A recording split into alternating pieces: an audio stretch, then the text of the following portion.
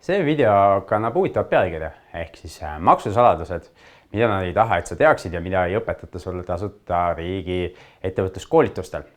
Ja tõsi see on, et kui nendel koolitustel räägitakse maksudest, siis räägitakse ikkagi sellest, et kuidas rohkem makse maksta ja ilmutatakse tegelikult ettevõtjad erinevate maksudega ja ei räägita siis nendest variantidest, kuidas maksta vähem makse või mille pealt siis üldse ei pea makse maksma. Aga vaatame neid mõningaid suuremaid asju,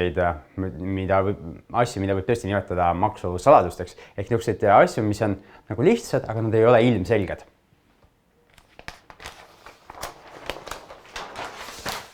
Esimene asi, mis tuleneb pigem niisugusest suhtumisest või ettevõttes rakendamisest, on see, et kas su ettevõte on mingi, sa ehitad seda üles nagu toodet, mida sa tahad siis müüa kunagi kellelegi teisele või see on pigem su elustiili ettevõte, mis on üks osa sinu elukorraldusest ja mida sul ei ole plaanis kunagi müüa. Ja elustiili ettevõtet ei tohikski kunagi müüa ja samas ettevõte kui toode ongi siis selle jaoks loodud, et seda müüa. Nüüd, kui me teeme ettevõtet kui toodet või edasi müügiks, siis me tahame ettevõtusse loomulikult panna võimalikult vähe kulusid. Ja mina ütlen loomulikult, aga võib-olla sinu jaoks ei ole nii loomulik.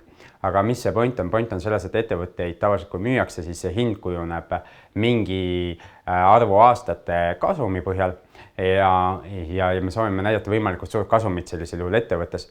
Ja see tähendab seda, et mida vähem kulusid selle ettevõttes on, seda suurem on kasum ja seda rohkem raha saab selle müügist.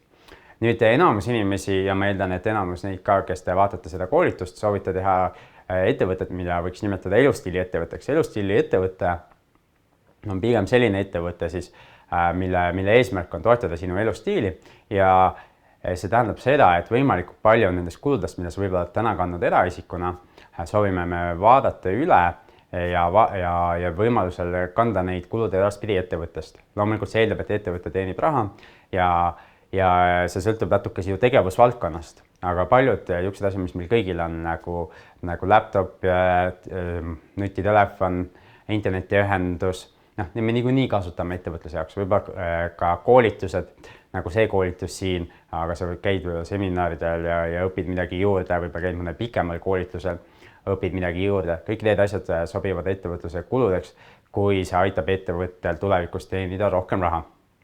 Nii et see on nagu üks maksusaladustest, et mida siis üldse ettevõtluskuludeks saab panna.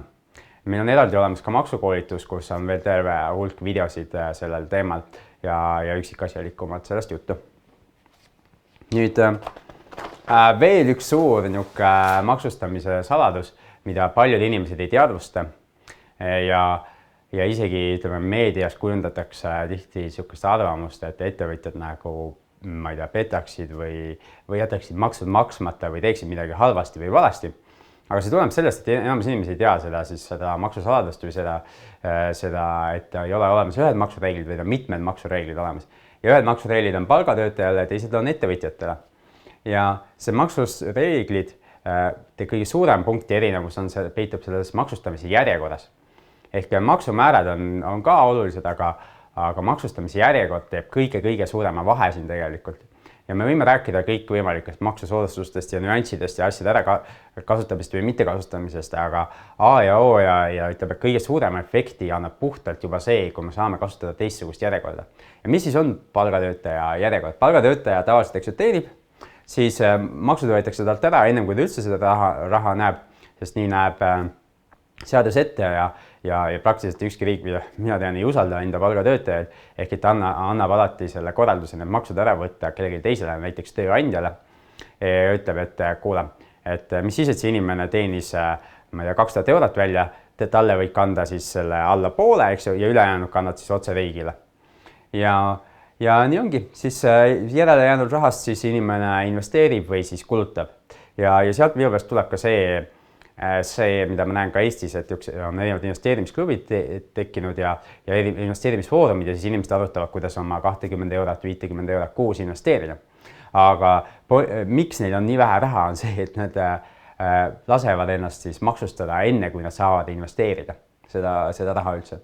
Nüüd ettevõtjatele kehtivad teised reeglid ja ettevõtja siis loob raha ja sellest sõnakasutuses on meil ka ühes teises videos juttu, aga peale seda, kui sa oled loonud või siis teeninud oma ettevõtlusega selle raha, siis saab ettevõtja investeerida seda raha, osta selle eest erinevat vara ja ta saab teha kulutusi ettevõtluse tarbeks ja nagu me enne rääkisime, eks elustiili ettevõtlusest, et võivad toetada nagu ka sinu elustiili ja